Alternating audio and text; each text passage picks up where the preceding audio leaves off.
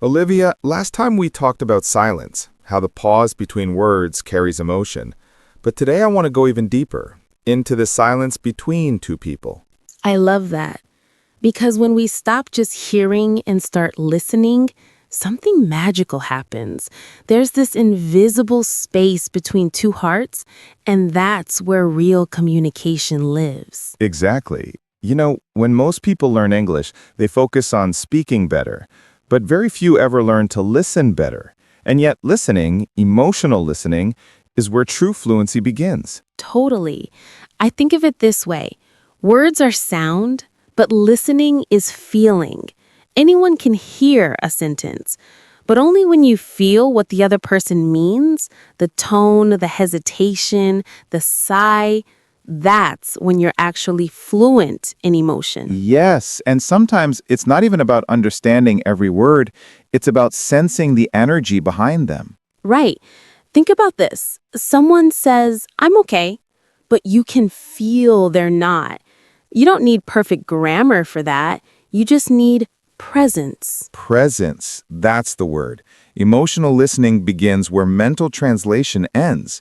You stop analyzing and start feeling. And the beautiful thing is, that kind of listening doesn't just make your English sound better, it makes your relationships deeper, your conversations slower, your heart quieter. So, for everyone listening today, we're not teaching pronunciation or vocabulary, we're teaching connection. We're exploring how to listen with emotion in English. Yes, because every emotional conversation has two voices, the one that speaks and the one that listens.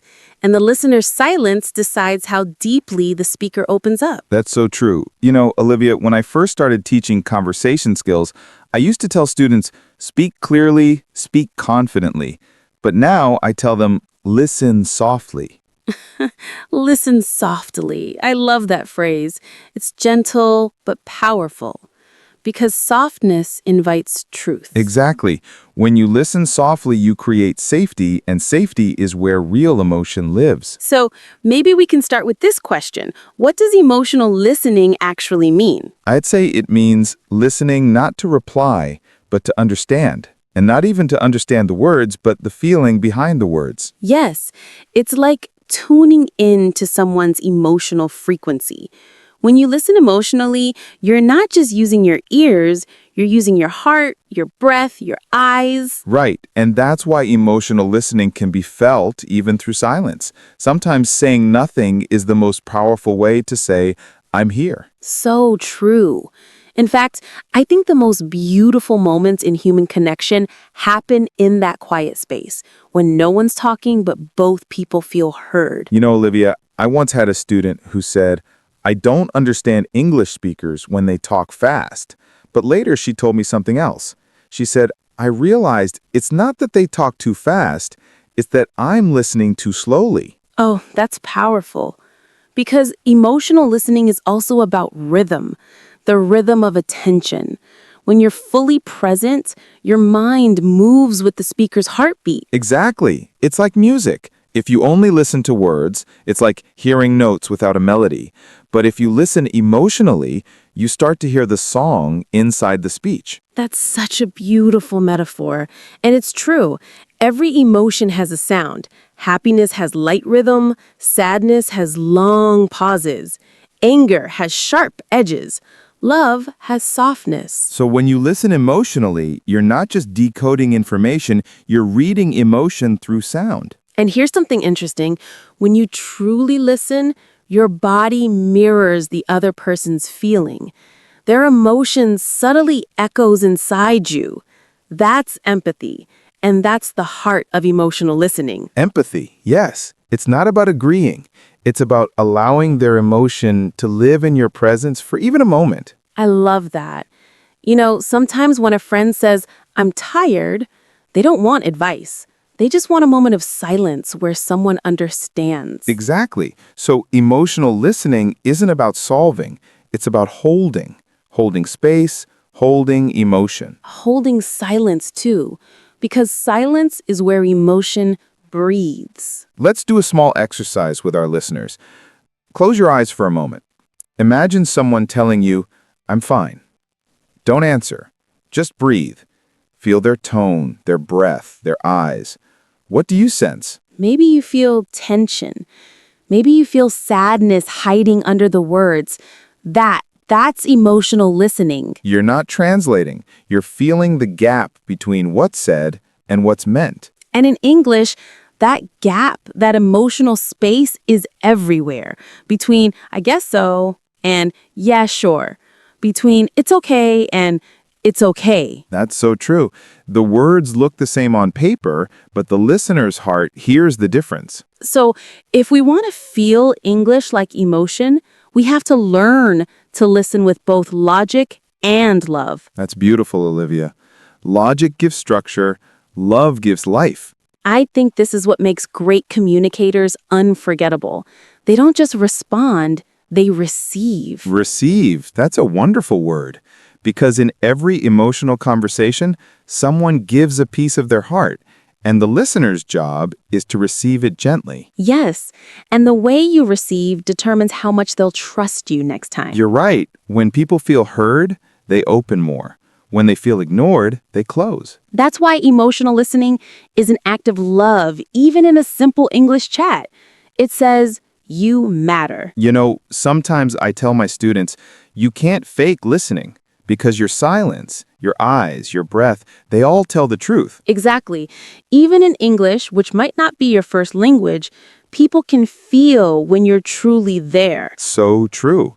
Emotional listening breaks language barriers because emotion doesn't need translation. It's universal.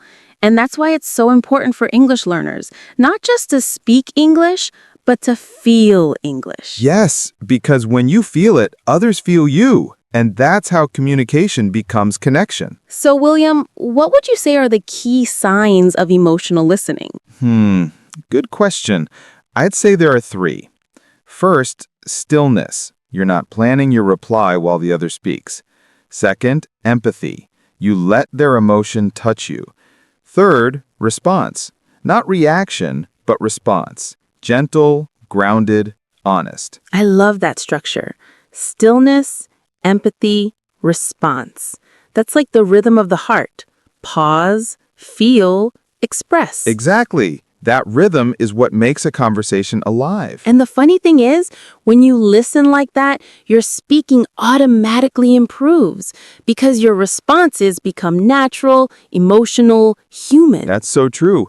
I've seen students struggle with vocabulary, but the moment they start listening with feeling, their English starts to breathe. Right, because fluency isn't just speed, it's flow, and flow comes from listening. Yes, listening is the hidden half of speaking. And I'd even say listening is the art that turns conversation into connection. Beautifully said, Olivia.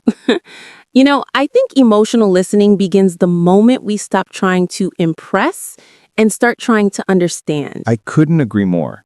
When you listen to understand, not to perform, your English becomes authentic. Exactly.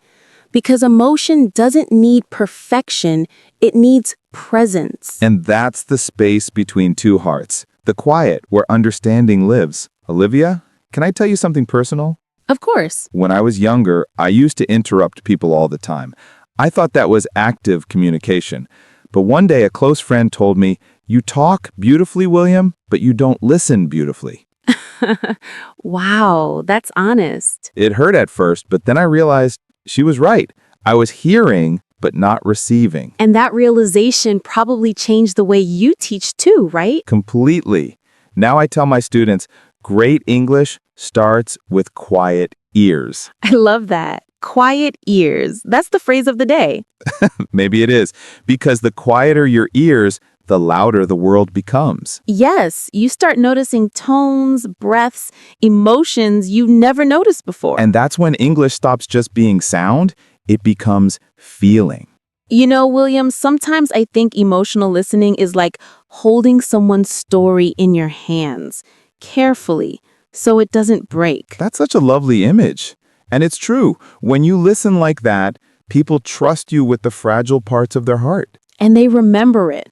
Not what you said, but how you made them feel. That's the essence of emotional English. Not sound, but feeling. And once you understand that, Every conversation starts to sound different, deeper, slower, more alive. Exactly. Because suddenly, you're not trying to fill the air with words, you're allowing the air to carry emotion.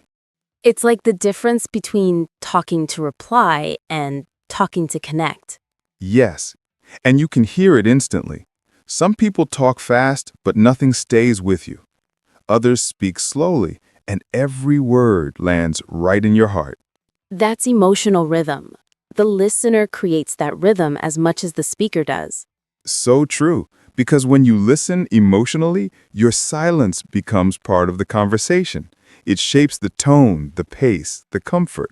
You're right. The best conversations are like dances, both people moving to the same invisible music. Beautifully said. You know, Olivia, I once asked a storytelling coach what makes a great storyteller. He said, the listener. That's perfect, because every story lives twice, once when it's told and again when it's received. Exactly. And the second life, that's emotional listening. You know what's fascinating? The human brain actually changes when someone truly listens to us. Scientists found that our nervous system relaxes, our breathing slows, our trust increases. That's incredible. It means listening literally heals. Yes, emotional listening is medicine. It says, you're safe to be real. And that's such an important lesson for English learners because sometimes they're so focused on grammar that they forget to be human. Exactly. Emotional English isn't perfect English. It's present English. I love that. Present English. You know, sometimes a broken sentence with heart feels more powerful than a perfect sentence without it. Oh, absolutely. Because people don't remember your accuracy, they remember your authenticity. That's the real goal. Not just to speak English fluently, but to feel English sincerely. And to let others feel seen and heard through your silence. You know, Olivia, I've noticed something. When you listen emotionally, even your eyes speak differently. Yes, your eyes start to listen. They soften, they say, I'm with you. Exactly. And when your eyes listen, your words become fewer, but deeper. It's funny. Emotional listening actually teaches us to talk less and mean more. That should be the subtitle of today's episode. Talk less, mean more. I like that because meaning doesn't come from quantity, it comes from connection. You know, this makes me think about one of my students from Japan. He once told me, I always prepare what to say before I speak English, but when someone talks with feeling, I forget my script. Oh, that's beautiful because that's the moment when real communication begins. Exactly. When you drop the script, you start to feel, and feeling is fluency. Feeling is fluency. I love that line because fluency without feeling is just noise. Right. It's like singing every note correctly, but forgetting the emotion of the song. And emotional listening helps you rediscover that emotion, the pulse behind the pronunciation. So true. You can't fake emotional listening. You either care or you don't. Exactly. Because emotional listening isn't a technique, it's a decision. A decision to slow down and be there. That's beautiful. A decision to be there. You know, William, I think emotional listening is also about curiosity. When you really listen, you're not judging, you're exploring. Yes, you're exploring someone's emotional world. Every pause, every breath, every silence is a clue. It's like learning a new language within the same language, the language of feelings. And that language has no dictionary, only hearts. That might be my favorite line so far. I mean it. Every heart speaks its own accent. Emotional listening is how we understand it. So maybe that's what emotional fluency really means. Not perfect pronunciation, but perfect presence. Exactly. You can mispronounce a word and still touch someone's heart if your emotion is real. Yes, and I think listeners can always feel when something is real because truth vibrates. It does. You can't hide sincerity. You can't fake attention. So true. And that's why emotional listening feels like love, because love is attention. Puh. Love is attention. Wow. Think about it. When you love someone, you listen differently. You notice small details, their sighs, their pauses, their silences. Yes. And you listen not to fix, but to understand. Exactly. And that's the kind of listening we need more of, in English and in life. You know, Olivia, I wish emotional listening were taught in schools. Imagine how different communication would be if children learned to listen with empathy, not just memorize vocabulary. Oh, absolutely. Because vocabulary fills the mind, but empathy fills the heart. Yes, and the combination of both, that's real education. You know, sometimes we underestimate how much silence can teach. When a teacher pauses after asking a question, that's when the student's mind wakes up. So true. Silence gives room for thought, and emotional listening gives room for truth. You know, one of the most powerful things you can ever say to someone is not a sentence. It's a pause that says, I'm listening. That's so true.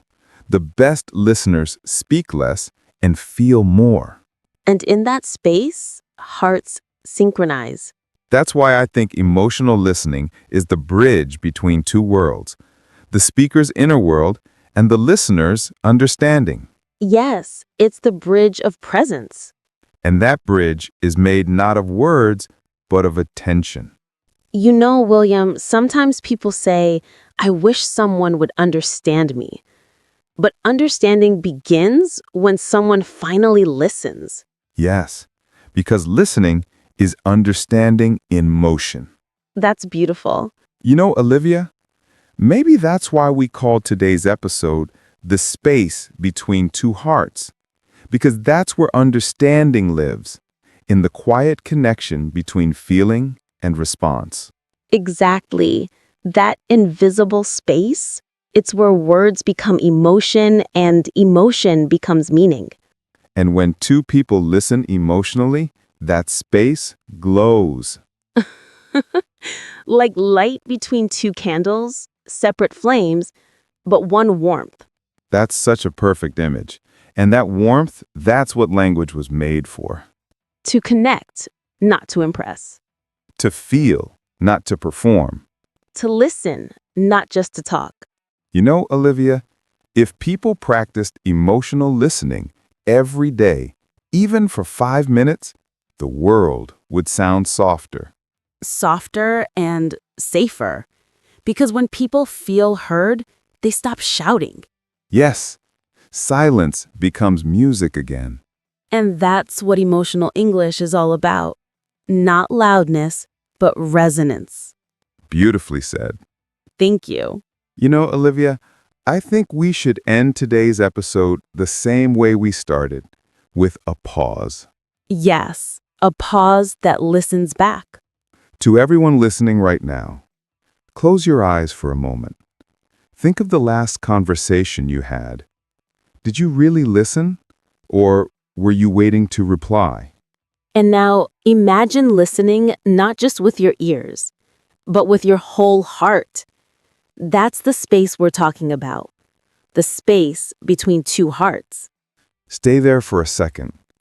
That stillness, that's connection. That's emotional English. Whispering, thank you for listening, not just hearing. Yes, because listening is love in motion. And love is the most fluent language of all.